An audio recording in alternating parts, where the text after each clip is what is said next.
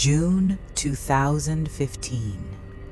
A strange post appears on Facebook. The account belongs to a woman named Dee Dee Blanchard. The status contains only a few words. That bitch is dead. At first, her friends think the account has been hacked, but only hours later, police enter a small pink house in Springfield, Missouri. Inside the bedroom, on the bed, they discover the body of Dee Dee Blanchard. She has been stabbed multiple times. But the detail that worries investigators most is not the murder. It is the person who should have been inside that house. Her daughter. A girl everyone in town knows. A girl believed to be unable to walk, dependent on medication, and possibly able to die at any moment. Her name is Gypsy Rose Blanchard. But when police arrive, she is gone. And at that moment, people in town begin to imagine one possibility. Not just a murder, but a kidnapping. But soon, investigators notice another detail even more disturbing. The Facebook post was not made from Dee Dee's phone. It was posted from another device in another location, which means someone, after Dee Dee died, still had access to her account. And that person might know exactly what happened inside that house. For many years, everyone in town knew Gypsy, a small girl always sitting in a wheelchair, shaved head, often wearing glasses, a very gentle smile. People said she suffered from many illnesses: leukemia, epilepsy, muscular dystrophy, severe asthma, and several other conditions. The person who cared for her every day was her mother, Dee Dee Blanchard, a devoted mother, a mother praised on television. Charities helped them. They received trips to Disney World. They met celebrities, and eventually, they were given a house. That pink house was built by a charity, designed specially for Gypsy. Wheelchair ramps, accessible bathroom. Everything in that house was created to help a girl believed to be unable to walk. But years later, investigators began to wonder whether that house was built for a truth or for a lie. To the public, they were an inspiring story. But after Dee Dee died, police noticed something strange. There were no signs of forced entry, no broken windows, no damaged locks, which meant the killer may have been someone invited inside. At first, police still believed this could be a kidnapping, but only hours later, a clue from the internet began to change the entire investigation. The Facebook post gave detectives something important: an IP address. It did not come from Missouri. It came from a small city in Wisconsin. Police immediately checked the location. The IP address led to a house in Wisconsin. Investigators in Missouri contacted local police there, and not long after, officers in Wisconsin knocked on that door. Inside the house, they found a young man. His name was Nicholas Godejohn. But when officers walked deeper into the house, another detail made everyone pause. In the bedroom, a young woman was sitting on the bed. She was talking completely normally. No wheelchair, no medical equipment, no oxygen tank. Police asked her a simple question. "What is your name?" She answered,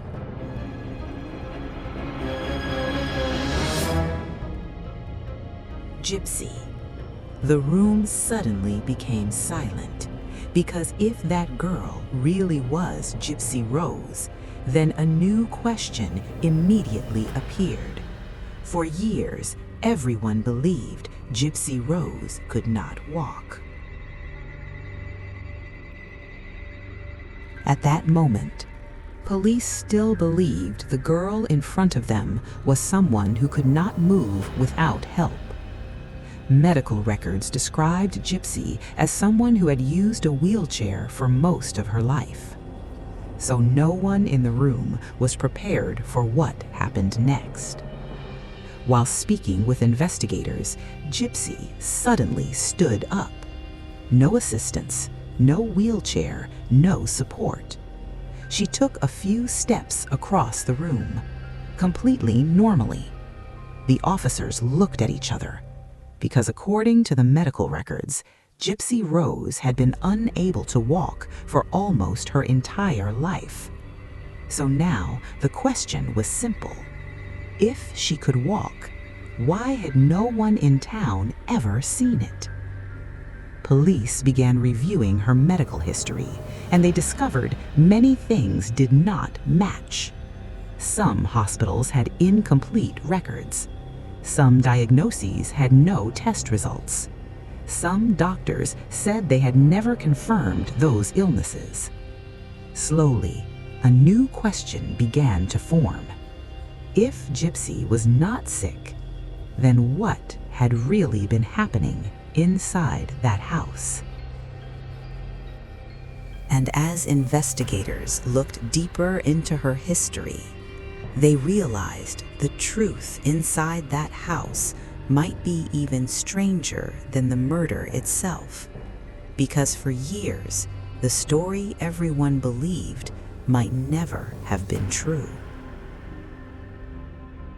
When investigators spoke with Gypsy, they began hearing a different story, a story very different from what people believed for years.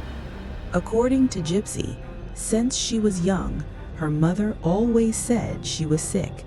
She shaved her head, forced her to take medication, made her sit in a wheelchair, and told everyone her daughter could not care for herself. Some days, Dee Dee gave her many different medications, anti-seizure drugs, painkillers, sedatives. After taking them, Gypsy said her mind often felt foggy, very sleepy, hard to concentrate. Some days, she slept almost the entire day.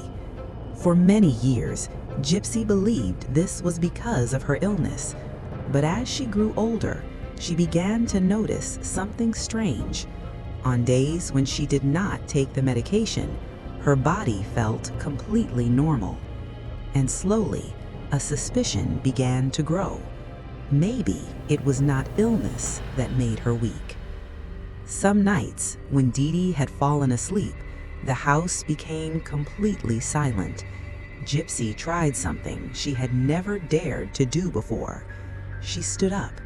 At first, just for a few seconds, then a few steps, and she realized her legs were not paralyzed at all.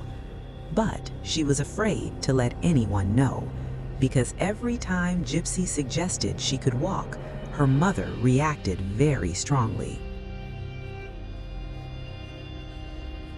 Even Gypsy's real age had been hidden. For many years, Dee Dee told everyone that Gypsy was born in 1995. But as Gypsy grew older, she began to notice old documents, numbers that did not match.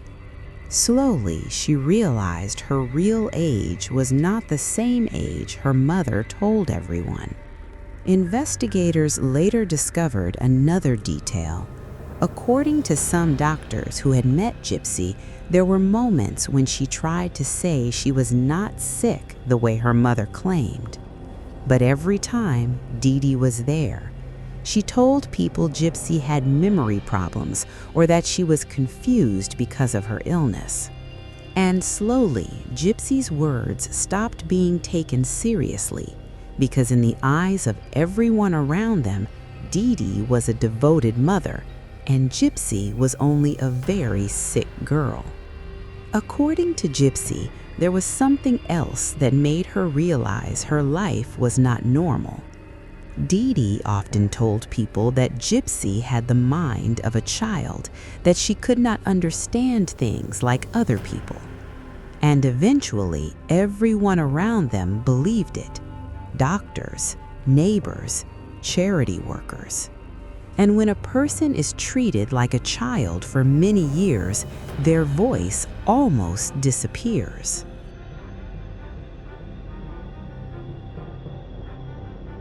The internet was the first place where Gypsy could talk to the world.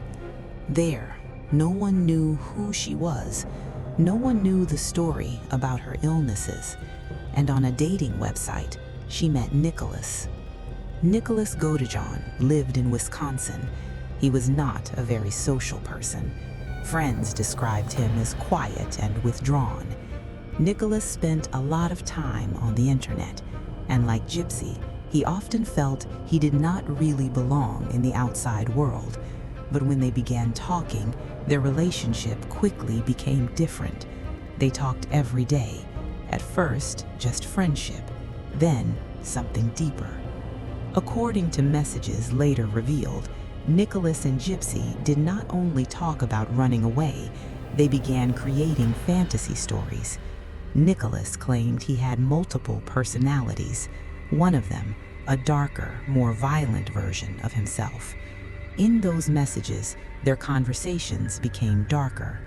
Things that may have started as imagination slowly began turning into a real plan. Gypsy started telling Nicholas about her life, about how she wanted to leave that house. But according to her, every time she tried to leave, her mother always found a way to bring her back. The escape attempt. According to Gypsy, she once tried to leave the house. She met a man at an event. They talked. Gypsy believed it might be a chance to escape, but Dee Dee found out, and according to Gypsy, her mother told her no one would believe her. The police would believe Dee Dee, because in everyone's eyes, Gypsy was only a sick girl. After that moment, Gypsy understood escaping might be impossible. For months, Gypsy and Nicholas continued talking to each other. At first, their conversations were only about running away, about a new life, a place where there was no wheelchair, no medication, no more lies. But over time, those conversations began to change. The idea of escape slowly turned into something else, a different plan. A plan that once it began, there would be no way to turn back. And in June of 2015, that plan began to become real. June 14th, 2015. Nicholas Godejohn boards a bus from Wisconsin to Missouri. The trip takes many hours. During the journey, the two continue messaging each other. When Nicholas arrives in Springfield, Gypsy is waiting. According to later testimony, she leaves the front door unlocked. That night, Dee Dee Blanchard is asleep. The house is completely quiet. Nicholas walks inside. No screaming, no loud noise, only the sound of quiet footsteps moving through the hallway.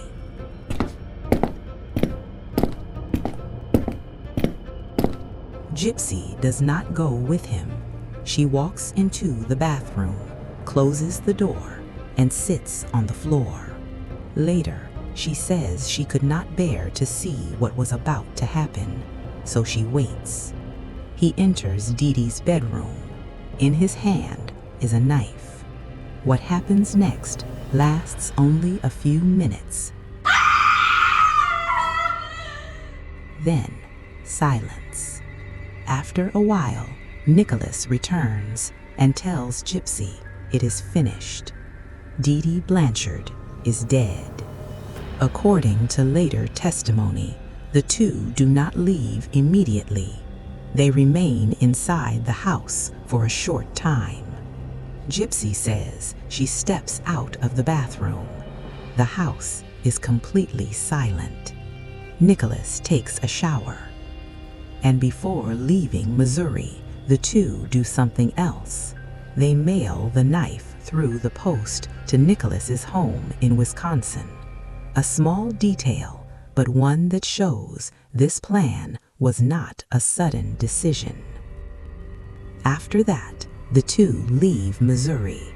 They take a bus to Wisconsin. Once there, Gypsy opens Facebook. She logs into her mother's account and writes a single message: "That bitch is dead." That post is what first draws the attention of investigators, and from the IP address of that message, detectives trace the signal to a house in Wisconsin where the two are staying. After the arrest, the truth about Gypsy's life spreads across the United States. Not only police are shocked, the entire town of Springfield is shocked as well. People who once donated money, people who once took Gypsy to Disney World, people who believed they were helping a girl fight terrible illnesses, now realize the story may never have been what they believed. Some people see Gypsy as a victim, a girl controlled for almost her entire life, forced to live inside an illness that never existed. But others say, no matter how painful her past was, the ending is still a murder. Nicholas Godejohn is sentenced to life in prison. Gypsy Rose receives a sentence of 10 years. But the story does not end in the courtroom, because even today, one question still divides many people.